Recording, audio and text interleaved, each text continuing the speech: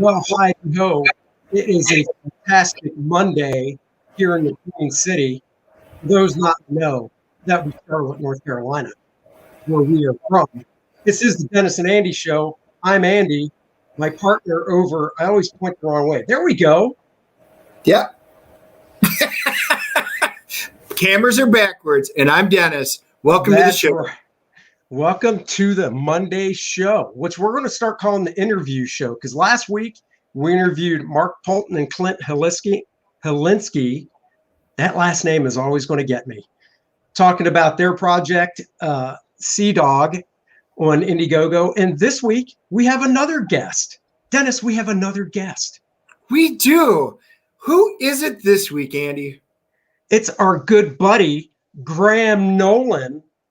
So without further ado, there he is, the John Wayne of comics himself.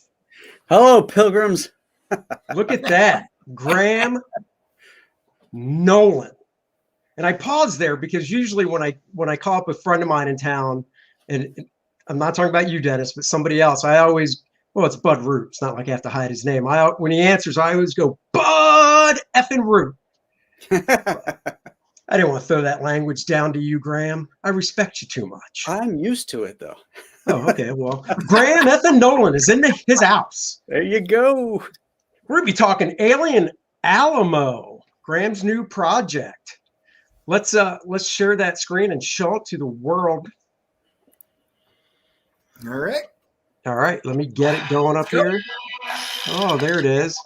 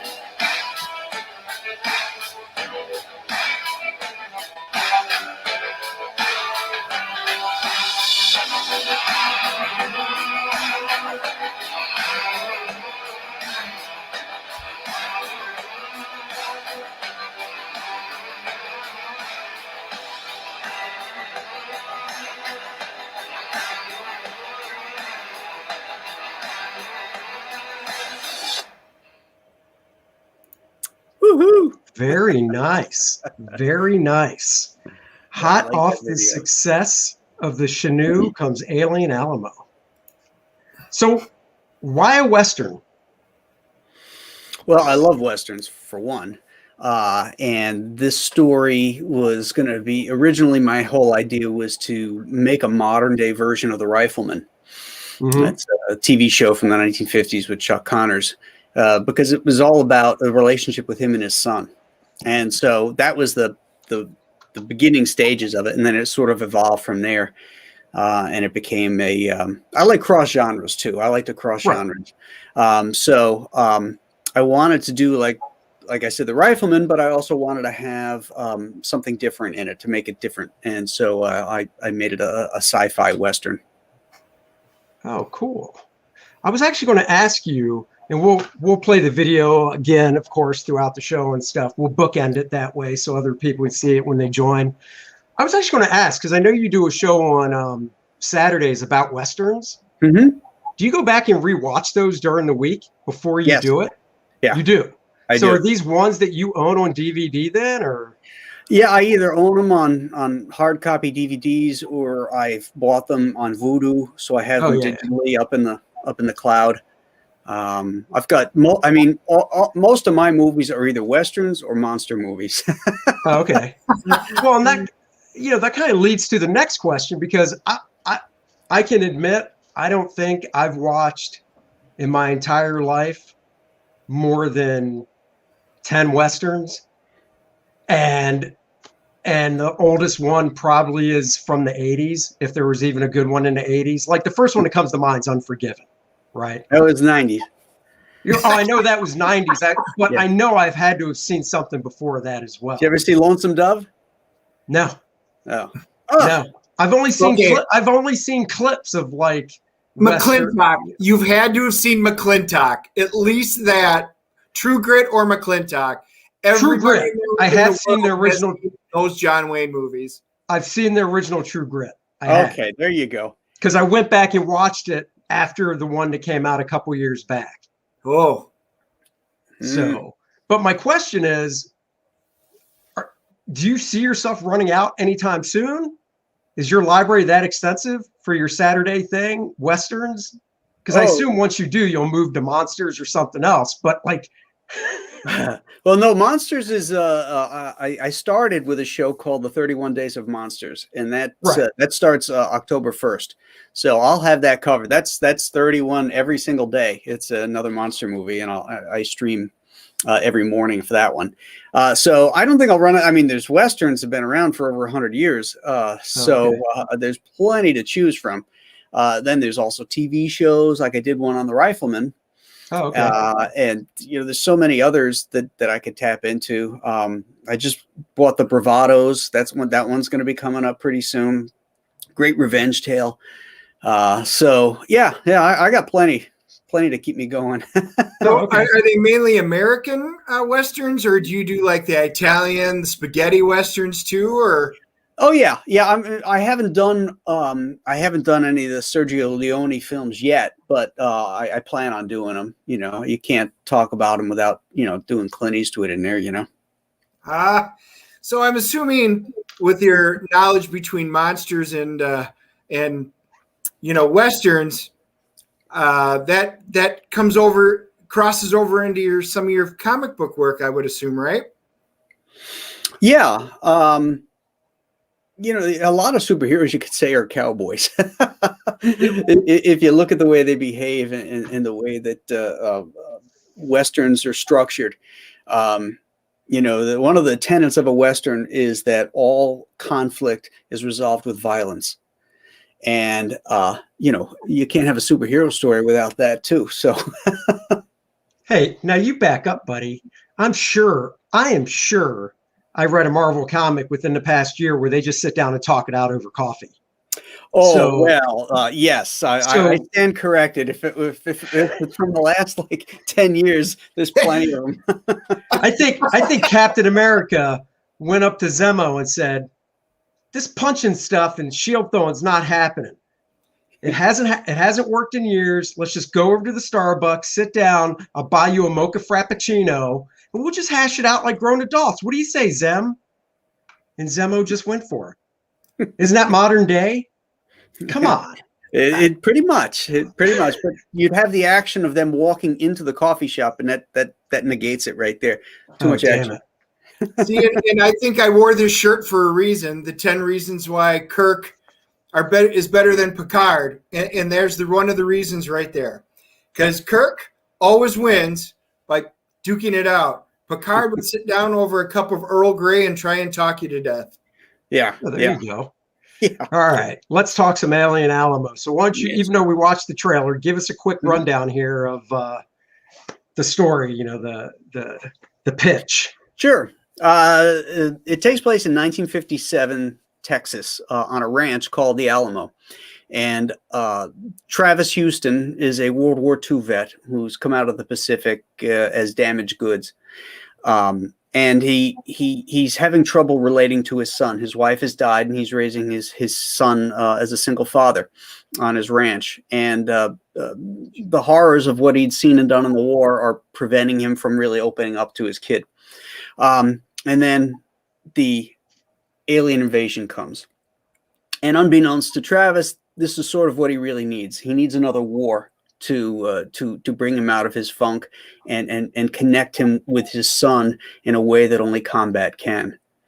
And so the two of them and fellow ranchers and stuff have to basically save the world on this podunk Texas ranch while resolving their interrelationship differences. Cool. Is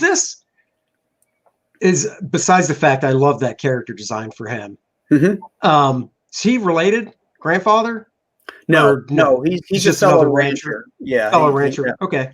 Yeah, his name is Tobias Bedecker, named after Western director Bud Bedecker.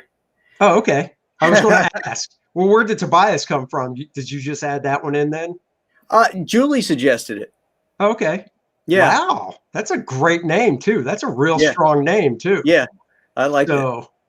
That's really good. I saw that. Let me scroll down more. You added these. I saw these originally. You posted them on Facebook, dude. These are awesome. Oh yeah, those are my kind of warm up sketches to try and get a feel for the body language of the characters. Because I try to not draw mannequins that are all the same. I want them to have their own body language, their own look, and doing these preliminary drawings helps me to determine like facial expressions and stuff like that. So it was fun to do. Yeah, no, these are fantastic. This face is just it just says so much with so little with the line work. Yeah, it's so toothy, but then also. Roy Crane-esque. Oh yeah, my boy. Which I know. I was talking to a buddy, a good friend of my friend that's helping me out on the scripting of First Man is a huge Roy Crane fan. So yeah. Well, he should go watch my storyteller show. One of the first one. Oh, the first one I did was on Roy. Oh, Crane. you know what? I'll have to send him a link to that. Actually, that's a great idea. I will. I'll send him a link to that. Yeah, he loves that stuff. This is just. I don't know which one of these dudes is my favorite. Well, Tobias is mine. When I had flipped through and started going down and reading this the other week, he reminds me already, and I don't know how he's going to be in the story, but I'm already picturing. He reminds me of Sam Elliott. I mean, just the way he's drawn, and I'm a huge Sam Elliott fan. So no matter what he talks like in the book, I'm going to be picturing, I'm going to hear Sam Elliott's voice in the comic already. Well, you should, because he was the basis for the look of the character. Was he really? Yeah. All right, so let's throw this at you then. So if this was ever going to be an audio book, we already know this guy. Mm-hmm. Who are you thinking for the son? Do you have anybody in mind? I guess that's kind of I don't have kids. If you're talking about an audio book or you're talking about like a movie, movie, I don't really have any kids in mind. But the father Travis, his look is based on John Krasinski, so I would go with John Krasinski. Yeah, and Sam Elliott. That'd be cool. Yeah, that is cool. That'd be real cool. Yeah, after I asked, I thought to myself, man, I can't even think of any like actors of that age. Yeah, he's too old now. But how old is? Maybe when we first saw him. So that's why I'm prefacing it before I say it. When we first saw him, Tom Holland. Yeah, Spider-Man. Yeah, he's too old now though, because now he's like 22, 23, I think. Yeah. But when we first saw him. Yeah, I like that. He would have been good. Oh, yeah. I was picturing a young Franco. Oh, James Franco? James Franco, yeah. That's when he was real young. And in this, man, when I saw this in color, I just got such a great old school Disney vibe off of it. Yeah. I hope that's cool. Yeah. I mean, I don't really dig drawing animals. So I've done many drawings of Tonto here just to get the look of his physicality down and sort of that animated look on his face so that I can have him emote and express. Yeah, these are fantastic. For somebody, I can't believe you just said, I don't like drawing animals, because I can say that and then sketch out a dog that wouldn't look that good. So you would see it in my sketch. You'd be like, oh yeah, you really don't like drawing animals, because you definitely haven't practiced. Do you like drawing horses? I do like drawing horses. Okay. Yeah, I like drawing horses. But like dogs and tigers and those things, cats, I usually have to reference the hell out of them, Okay. So to say, when it comes to horses, though, let's just. Mr. Ted says Giants. Thank you. My feet aren't that big, though. Coffee Talk Action talking about this Cap Zemo, and Scott Clark says howdy, guys. Well, howdy. I'm trying to think, because I know a lot of what you've worked on. Oh, horses, Phantom, right? Yeah. That was, that had to be most of it, because what else in your career have you really drawn a lot of horses? Yeah. Phantom was horses and wolves. Well, close enough to a dog, at least in the basic shapes and stuff. So sure. You got your practice. Well, that's cool. So we got this. I know the campaign's doing well.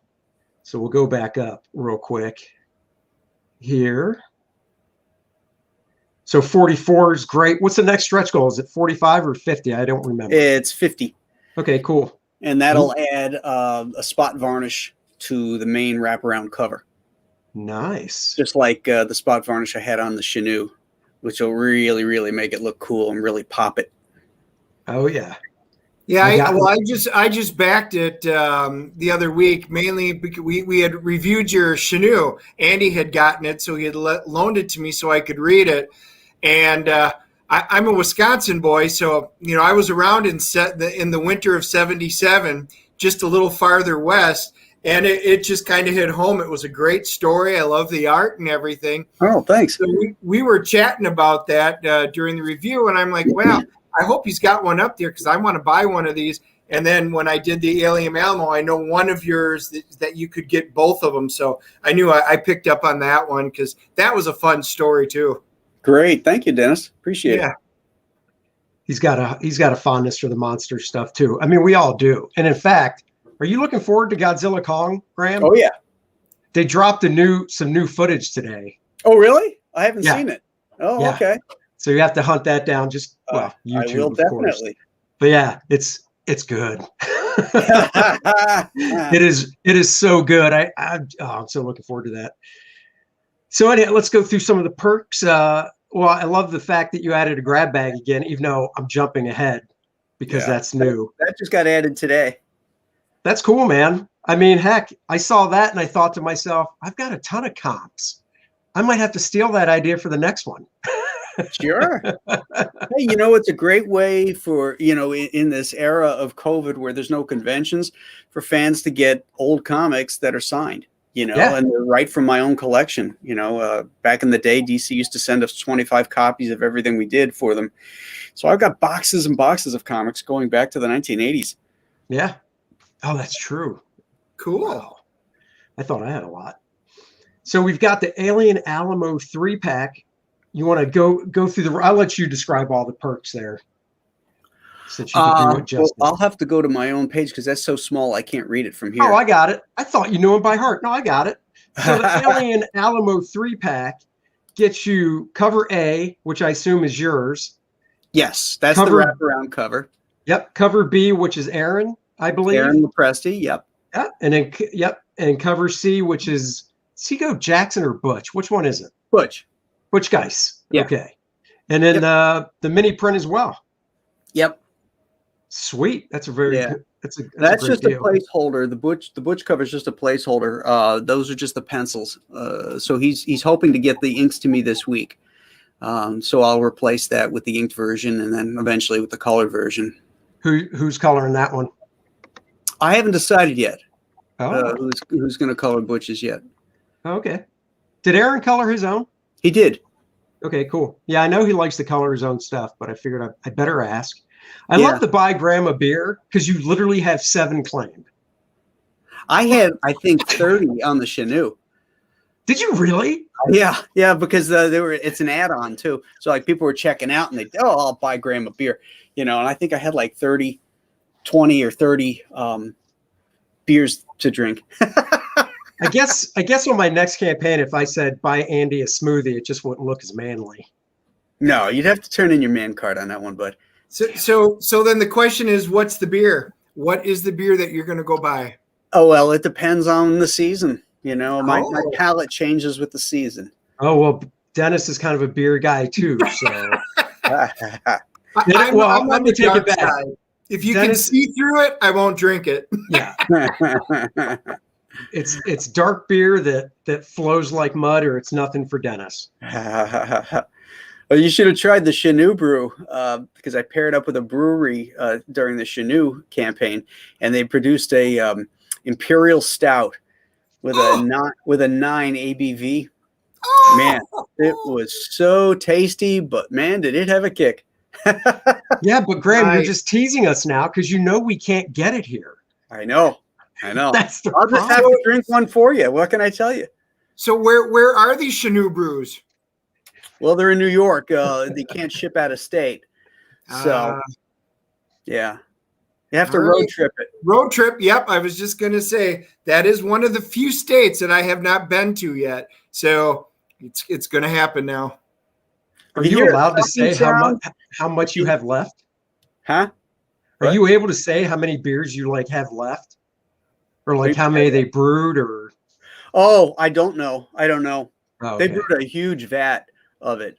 They're still available in the stores. But we were closed down. The state, our region was closed down for a while, so nobody could go into the brewery and get it on tap. So, but we've since reopened because of fucking COVID. And oh, I don't know if I can swear on the show or not. Sorry. Of course you can. We can. You know who you're talking to, right? Yeah, okay, that's right. So they might even have some still on tap, but I know there's still some cans available. That's cool. That is so cool. It is. Well, once again, you got 7. So have you checked? Have you actually seen other people do add-ons in this campaign with it? I have not checked actually. So Oh, look at this guy. He must live in New York. Chuun Brew's awesome. Just had one last. Hi, Scott. I know he's taunting us. I know, man. Not cool, Scott. Not cool. All right, let's keep going. So you're doing a digital copy for 15. Did you do a digital on the Chuun? I don't remember. I did. It was a stretch goal, so it went out to Okay. Everybody, but that was a mistake. It was a mistake because people ended up getting it that actually didn't back the campaign. So so like if somebody brought you a beer, is that what you mean? Or wait. yeah, there was that, or there was people that canceled their orders, and yet they were still in the system. Their email was still in the system, so they ended up getting it. So this time I put it up as a purchase. No, that's cool. Yeah. That's cool. That was one of the things I changed with mine this time around. Is I did not do a digital. So yeah, there's a lot of give and take about that. Some people hate it, some people like it. It was just another option for people that some people don't want to crack the the book, or Right. they want to read it on the go. So I don't. It's not an all or nothing deal. So yeah, we'll see how it works out. that's cool. And then we've got your wraparound cover A for 25. Mm-hmm. Aaron Lepresti's cover B for 25. Mm-hmm. And Butch's for 25. Mm-hmm. I love this. The keychain. Dude, when I saw that, I watched your video when you premiered it. Was it last week? It was last week, wasn't it? Or might have been 2 weeks ago. 2 weeks. That's just, I mean, it seems like a no-brainer, but when I saw it, I just think to myself, that's got to be a thing to hunt down to find. On your end, to find somebody that can do that, because it's going to be, each one's engraved, right? Like the picture. Yeah. It's engraved with the Alien Alamo on it. I was surprised. I'll be honest. I'm surprised that I haven't moved more of them. What are we at? 12? Something like that. Yeah. 18. 18. Okay. I thought they would move faster. Like when I put the snow globes up for the Chuun. Yeah. That one was also a no-brainer. And those moved quicker than the keychains, which surprises me. How many of the globes did you do? Do you remember? 100. Was that a pain to ship out? Yes. This is much easier. Yeah. This will be much easier. Because they were heavy too, because of the water. Oh yeah. Did Did you get those produced in New York, or did you get the snow globes produced in New York? No, I bought them from a wholesaler, Okay. and I had to put the covers in each one of them. Oh wow, that's a lot of time too. Because with this, all you have to do is basically get it and sign it, right? Yeah. This Cool. one's a lot easier for me. That's cool. And I assume that's the type of bullet that would go in the type of gun these guys are hauling. Yes. Yeah, it's Nice. a 30-30 Winchester. 30-30. Do you happen to own one of these in your own Graham Nolan arsenal? Yes, I do. Nice. And then this is the one Dennis backed, the Alien Alamo and the Chuun.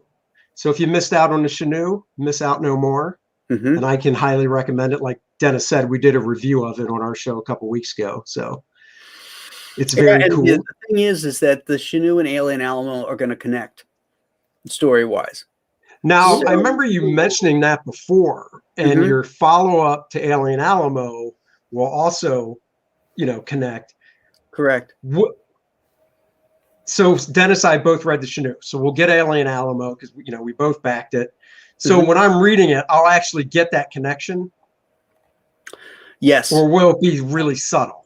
Like, because I'm stupid. So is it like Dennis is smart?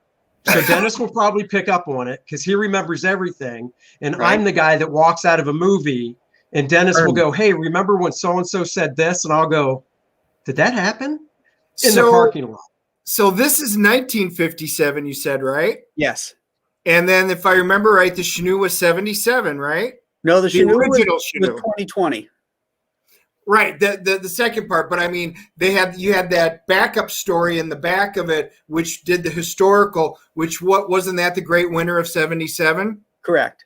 Okay, Correct. So you got it from. So there's a connection. So it's like you're saying it's like a Nolan verse, where you've got something going on in '57, something that ties into '77, which then ties into 2020. Yes, because at the end of Alien Alamo, we're going to flash forward to 2020 or 2021, and then there's going to be something that will reveal in the next book that how it connects to the Chuun, and then in the third book it'll be very clear how it connects because two characters will be the main protagonists of that story. Okay. Damn you, Graham Nolan. It sounds cool. It does. It just sounds really cool. And up until just recently, well, not recently, my taste in comics has broadened out over the past, 20 years or so outside of just superheroes. But, like I tell everybody, when I first look at campaigns, the first thing I do is look at the art. If I like the art, generally I'm sold. So it just so happens a lot of the other stuff I read that's not, mainstream, more independent stuff, the art sells me and it's not superhero. And that's totally cool. As long as the art's good, story's got to work for me too, of course, but the art's what generally sells me at first. Right. And just with this, obviously you have done that. Plus I like supporting my buddies. Oh, look at that. I just noticed on your little blue line there, you got the Compass Comics logo. Yeah. Nice. So Alien Alamo Monster Island, and this is the original Monster Island you're going along with it? Yeah, the 1998 comic, the first thing published under Compass Comics. So if you were to get all 250, because you have it limited to 250, you'd still have a couple left over for yourself? Oh yeah. Yeah. I actually might have more than 250. I just put it at 250 because I haven't gotten all the boxes out to figure out exactly how many I have. So I might extend that, once I get a real head count. Well, that's cool. That's chugging along nicely too. You got 52 there. Yeah. And your grab bag that you just put up today, you said? Yeah. Yep. Put it up today. You got 4 out of 100 there, so that's very cool. Nice. And you're doing remark. $100 $100 get you original Graham Nolan remark. Sweet. 3 out of 25. That's nice. Retail level. Something I didn't do. Another great idea, though. Well, it sounds like a great idea, but no retailers have snapped it up. You've got time. Yeah. You've got time. I did that on the Chinook too. And I did have, I don't know, maybe 3 or 4 retailers go in on it, but that was it. I'm surprised that they don't, try to embrace this new, distribution system, and have some of these crowdfunded books in their stores as well as the stuff that's coming from Diamond, Right. I mean, the only thing I can think of, and it comes from their retail perspective thinking, is they look at Diamond and they go, well, Diamond gives me 40% off. That's like the only reason I can think is they're going, man, 10%. I don't, you know what I'm saying? They can't mark it up enough to make it go, oh yeah, that's worth it for me. Because that's only for 5 copies. The 10 copies is 20% off. Oh, okay. Yeah. I haven't got down there yet. Or wait. Oh yeah, okay, yeah, down here. Yeah, no, well, you got 1. So hopefully you will get more at that one. Oh, I did get 1 at that? Oh, yeah. Okay, cool. Yeah, there's 1. And then you got your original head sketch. Mm-hmm. Because the remark, like you said, that's, I believe in the Chinook, was that the inside front cover? You had the square? Okay, so that same thing on this inside front cover?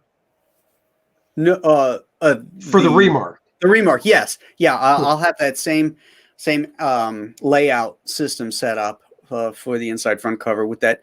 The reason I do it on the inside is so it doesn't mar the cover, but also it gives me a dedicated white space to draw it so that you can actually see what the hell it is, Oh yeah, totally. Yeah.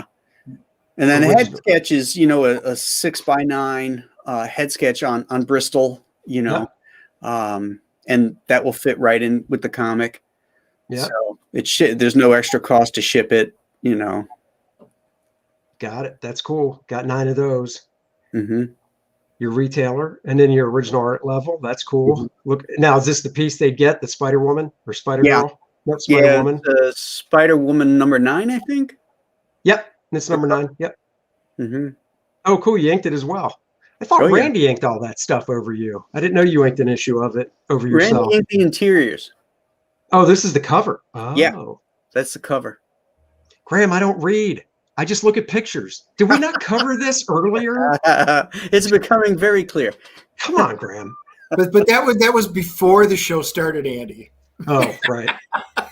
It's like Dennis is trying to get me to watch these movies on Netflix that were made in Korea, and I'm like, if they're subtitled, I'm not watching it. I'm not reading my movie. I want to see some bad English dubbing. I've tried really hard. He just won't do it. No. Reading is only fundamental when I'm in school. Once I graduate school, it's not fundamental anymore. Original art level 2, another cover. Mm-hmm. Yes, Airboy. Nice. Yeah, it's the toxic masculinity cover. It's a Mexican standoff picture. Nice. And then is this you're doing the cover to Alien Alamo, huh? Nice. Well, that's the mini print. That's the art. Oh, the mini print. Right. Yeah. The mini print. Sorry. Mm-hmm. Yeah. Very cool. But the art's not mini. The art's full size, 11x17. Right. And I was going to ask you about this, become a character. I was going to question if you had that one in here again. Yeah. So very cool. That's cool, man. This is great. Like I said, I love the stuff you're doing. I just, from an art side of things, it really plays on the stuff I like, which is, Alex Toth type stuff, classic comic strip looking work, I've always really loved. I told you I've got your 2 Phantom reprint books. Oh, yeah. On the bookshelf. Oh, cool. So I think this looks great.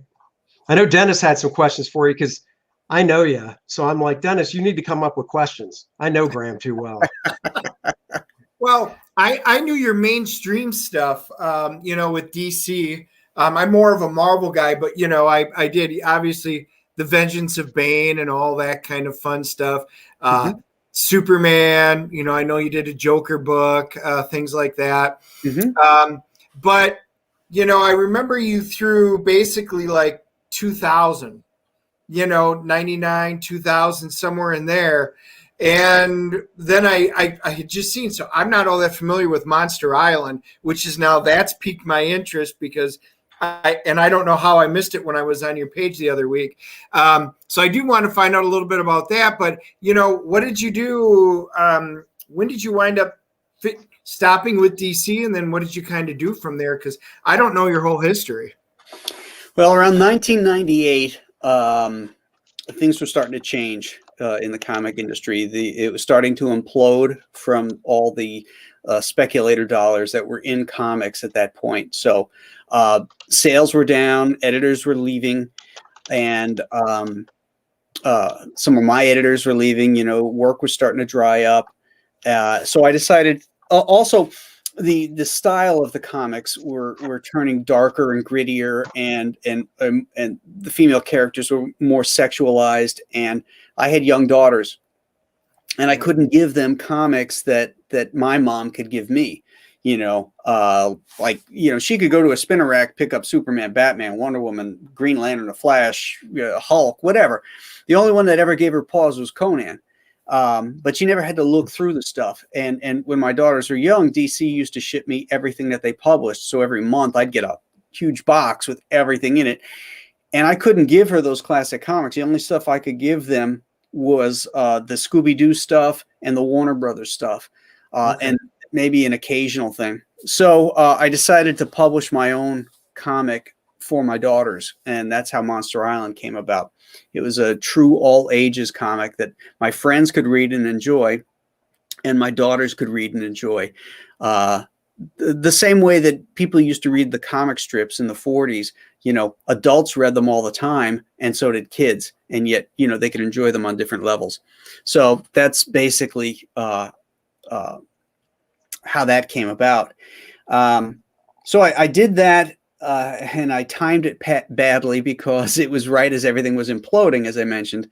And so I went back. I started working at Marvel around 2000, had a bunch of work for them. And then by the end of, I would say, like mid 2000, I actually, I was trying to get Monster Island syndicated as a newspaper strip. And all the syndicates said, we can't sell a continuity strip anymore. There's just no market for it. But King Features contacted me about doing one of their strips, a medical soap opera called Rex Morgan, MD. And I ended up taking that job. And so I got out of comic books and started working in comic strips for the newspapers for about 13 years. Oh. So, I illustrated Rex Morgan, MD, and then about a month later, they offered me the Phantom. And I did that for about 6 years until they screwed me, and then I quit. And then I didn't know that's what happened. I didn't know that. Okay. Yeah. They had promised me the Phantom because when they offered me Rex Morgan, I said, well, what I really want to do is the Phantom. Sure. They said, well, we don't have any openings on that yet. And then a month later, they called me and said, hey, the Sunday's available. Do you want it? And I said, yeah. And so I had gone into New York and sat down with Jay Kennedy, the editor in chief there. And, he said, once, because they don't like to make changes. Right. Syndicates don't like to make changes, not like comic book companies. So they let the guy run out into retirement, even though the quality of the strip was really, really diving, and it was affecting their overseas licensing. But so they waited till he retired. And then when he did, I was supposed to get the daily strips, and they didn't give them to me. They wanted me to try out for them with Paul Ryan. Now, Paul Ryan came in because he was doing work for Egmont, which was the Swedish publisher and one of the biggest licensors of the Phantom, because the Phantom's huge over in Sweden and Norway and Australia, actually. So Egmont said, we went through your guy for so long. the older guy, we want to have a say in who's going to do the daily because it affected our sales. And instead of having some balls and saying, well, the guy who's doing the Sunday that everybody loves, Graham Nolan's going to do it. They said that, they wanted Paul Ryan because Paul had worked for them, doing stuff in their comic book line. So, he was a known entity to them and to their readers.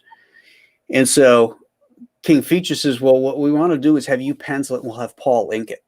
And I said, no, you promised me this whole thing. I've been waiting around for like 6 years for it. So, it's all or nothing. And they said, well, it'll have to be nothing then. I said, fine. Well, wow. Yeah. And then at that point, I was already getting ready to unload the Sunday too. And then eventually I just said, well, why don't you give him the Sunday too? And I left. Oh, Wow. Yeah, I didn't know how I knew Paul was doing it, but I didn't know how it all came about and stuff. Yeah. And It's I so had weird no because against Paul because Paul was no. a heck of a nice guy. Yeah. Really liked Paul. It's unfortunate he passed away so young. Yeah, no, Paul was a great guy. And just their thinking, though, to me doesn't seem to make sense because, well, the strip is seen worldwide. So I guess that's what they were trying to go with.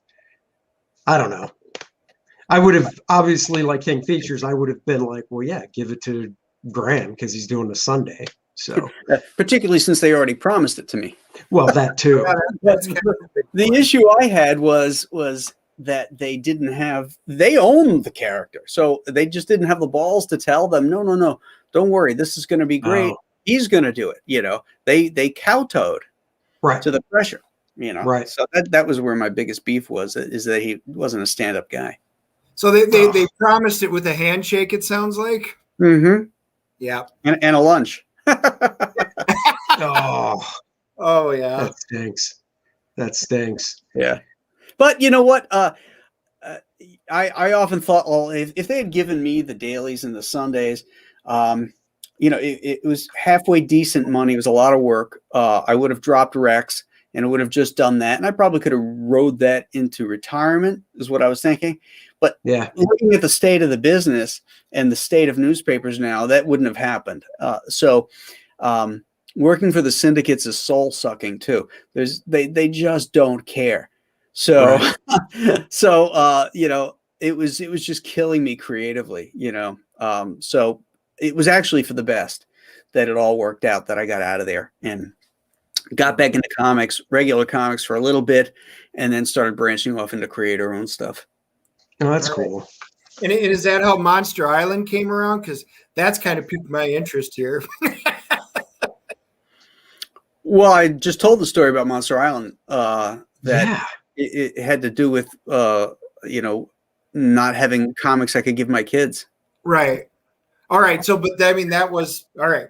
So how much of it Monster Island is out there? Because I saw the one that was in here. I'm just curious how big of a universe it is. Well, it was a one standalone book. And then okay. Just a couple of years ago, Ominous Press republished it as a art book, as a hardcover, scanned from the original art. And then we also did the Return to Monster Island, the sequel to it, as a hardcover. And those are still available on Indiegogo. If you do a search for, I don't know, Andy, would it be under Ominous Press? Well, I would think you could just type in Monster Island. Yeah, or Return to Monster Island. Or Return, yeah. Yeah. Okay. I would think. Or just Ominous Press. I would think they'd be on the website as well. Yeah. So. Andy was the art director, so. Yeah. I art directed that stuff. Next time you come over, I can show them to you. Oh, yeah. It's good stuff. Yeah. I was going to add, switching gears, because see, you grew up watching Westerns and that. And when I grew up, every Saturday, I remember Tarzan was on. It was a different Tarzan movie. It was every Saturday, and they just bounced around. So like one Saturday, you might have Weissmuller. The next Saturday, you might have Gordon Scott. The next Saturday, you might have Mike Henry. Right. So Tarzan or Conan? Who do you prefer? Well, literally, I mean, just in general. I don't like Tarzan movies. I hate them. because they're nothing like the Burroughs books. Well, that's okay. I've read those, by the way. Yeah. So, and not the comics, but the actual. I've got the novels on my bookshelf with the Neil Adams covers. So, Okay. so that's what got me to read those. But the first like 8 Burroughs books are great. Yeah. I don't know. I would say from the stance of if you were going to draw a story arc of one, who would you rather draw, Conan or Tarzan? Both. I love you both. Can't say both. You can't say I can. I'm an American. I'm free, man. Oh, I can say what the hell I want to say. Damn Until it. I'm canceled. Ride that fence, Graham. Ride that fence. That's fine. Just walk that fence. Because I can say right out of the gate Tarzan, no problem. I've just always, and I haven't drawn Conan professionally. I drew Claw, so DC's ripoff, close enough. Yeah. So since I've done that, I definitely would love to do Tarzan, but I figured I'd throw that out there. I years ago it would have been Conan easy. But then later, I don't know, about 25 years ago or so, I started reading the Burroughs books. And those early ones were so romantic, so poetic, and I really loved them. But then later on, it became evident that Burroughs, he wanted to write a Roman story, and he couldn't sell it, so he made Tarzan versus the Romans. Oh, right. Yeah. And it was less about Tarzan and more about whatever he was interested in writing. Right. All the Robert E. Howard Conans are great. That I can actually say I've never read a Conan novel. So. Oh man, you don't know Conan. You've read Robert E. Howard's version. Yeah, I'll have to try it. Oh, yeah. Dennis, you have? Oh yeah, it's good. And I see Eric McIntyre. He's going Conan. I kind of agree with him. I like them both, but if there was a choice for me, it would be Conan. And the novels were great. I used to have some at one time, but when we moved, I had to get rid of some of my stuff and couldn't get rid of my comics, so I got rid of novels. All right. You're both big Star Trek guys. I know we went over this on the Star Trek show we did on your channel, Graham, but now that I've got 2 big Star Trekkers together here, Graham, what's your favorite episode? One more time. Corbomite Maneuver. Dennis, what's your favorite? Is that because of Clint Howard? Oh, was Clint Howard in it? Yeah. He's the alien. He's Baylock. Hey, haven't seen it. Don't know that. Yeah. But first, the Tranya. I hope you relish it as much as I. How old was he in that thing? Like 8, 6? Yeah, I was going to say, he was just a little kid, right? Yeah. Is he younger than Ron or older than Ron? Younger. He's the younger brother. And Dennis, what's your favorite episode? I have several. God damn it, Dennis. I said favorite. I know. Man. Well, I can't read that. City on the Edge of Forever? City on the Edge of Forever. The problem is there's so many good ones. Space Seed is enjoyable. Love that one. Doomsday Machine is one of our. Balance and Tear. It depends on my mood. If I am in the mood for like a World War II submarine kind of thing, Balance and Tear I can sit down and watch any day of the week. But just from a pure acting and story standpoint, City on the Edge of Forever is just a complete package. So there's a lot of good ones, but if I have to pick, I would go that one. Does that hold muster for you, Graham? Is that a good episode? Yeah, it's a really good episode. I think it's a little overrated because of Harlan Ellison and all the mystique around it, and how it got changed so much by Roddenberry. Oh, really? Yeah, that Ellison, wrote this story where it was like impossible to shoot it because it was going to be so damn expensive. Because of the alien, there was aliens involved in it, and so there's a lot of changes to it. It's good. I mean, I like it a lot, but I think the very first Trek episode that was ever filmed, which was Balance of Terror, was a Corbomite Maneuver. As a series. The first one was filmed as a series. Really, really hits all the notes for me. Kirk, the way he is, he's so in command, and how he and Bones tee off, and I just love that one. Now, how many?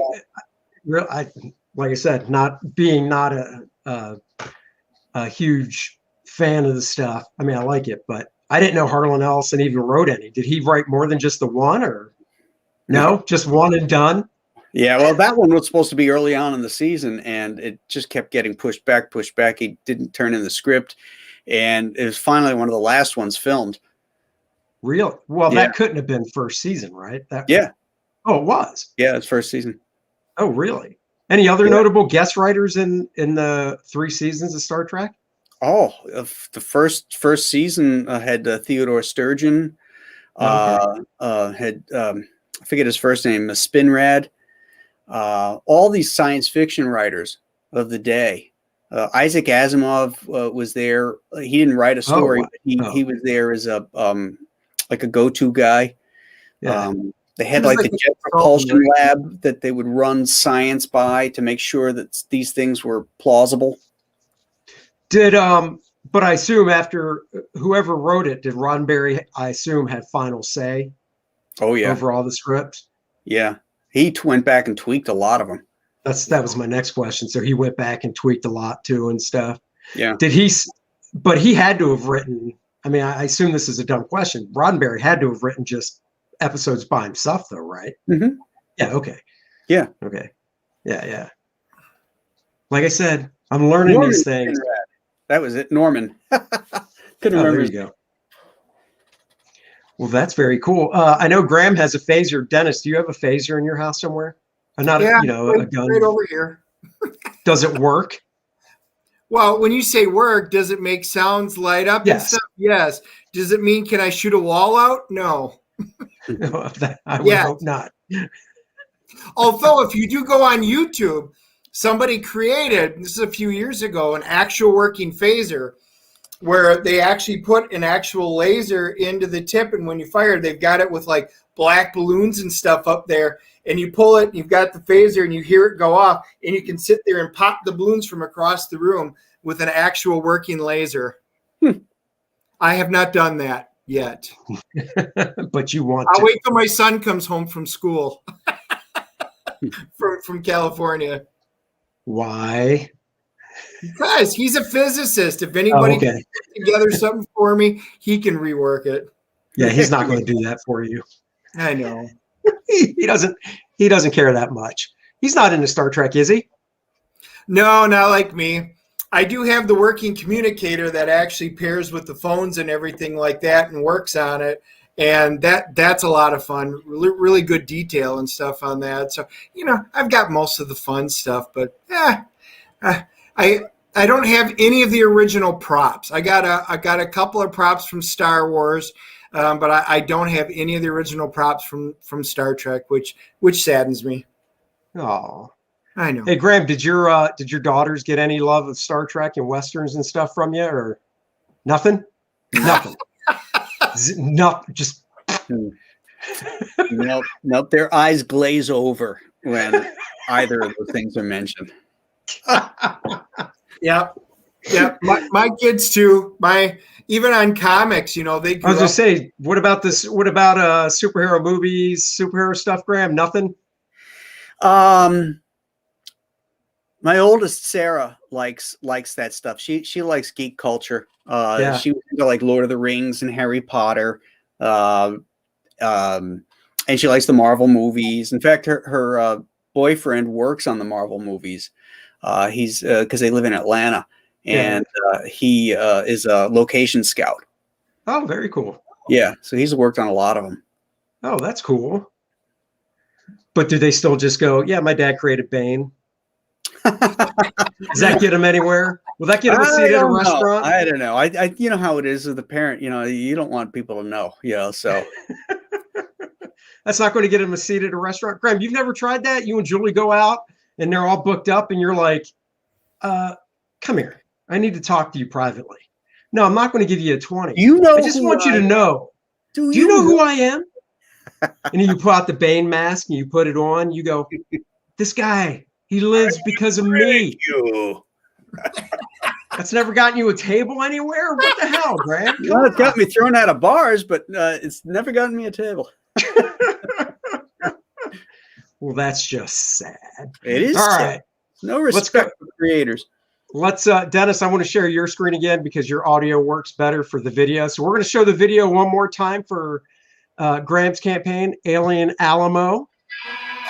Hold on now. Let me get it up here. I know. There. Just tell me when you're ready. Go ahead. It's All up. right.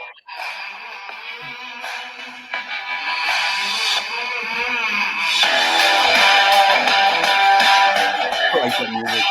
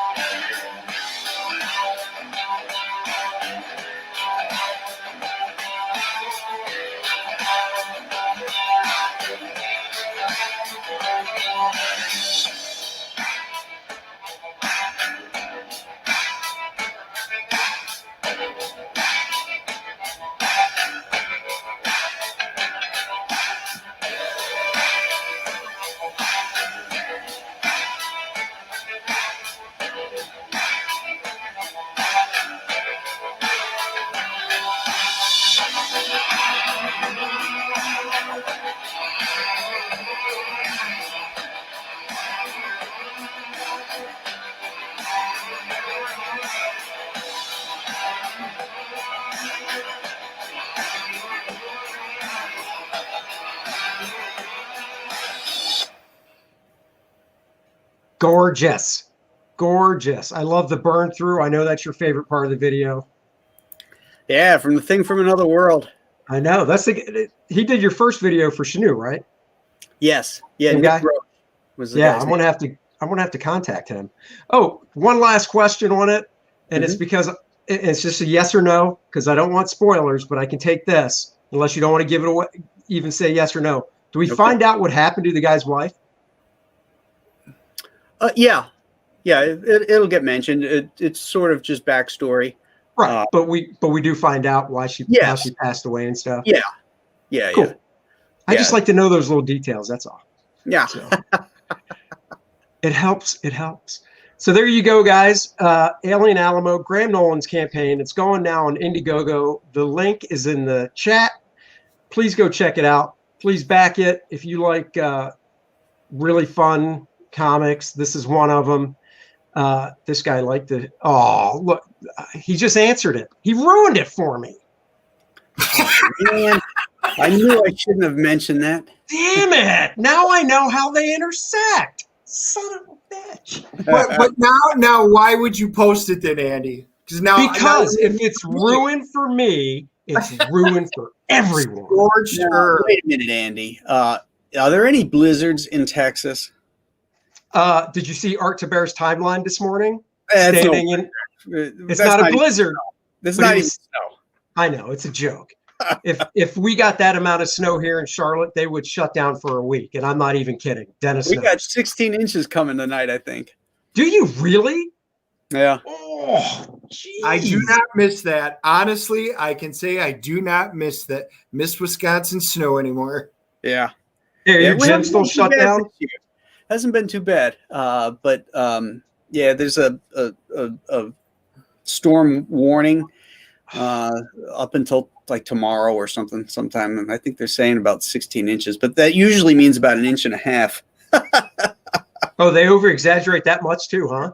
Well, they just get it wrong. I mean, the only thing that gets anything more wrong is Joe Biden. So, I mean, no, that's true.